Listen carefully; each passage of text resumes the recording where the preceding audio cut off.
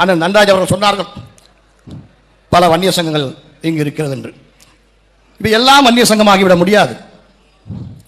வன்னிய சங்கம் என்று சொன்னால் அது ஐயாவின் தலைமையில் உருவாக்கப்பட்டதுதான் வன்னிய சங்கம். இந்த அழைப்புதல் கூட எனக்கு ஒரு வருத்தம், அண்ணனை தனியாக கேட்க வேண்டும் என்று இருந்தேன். எல்லோரும் தலைவராக இருக்க முடியாது. எல்லோரும் தலைவராக இருக்க வேண்டும் என்று நினைத்தால் அந்த இயக்கம் அமைப்பு குட்டிச்சோராவிடும், உருப்படாது.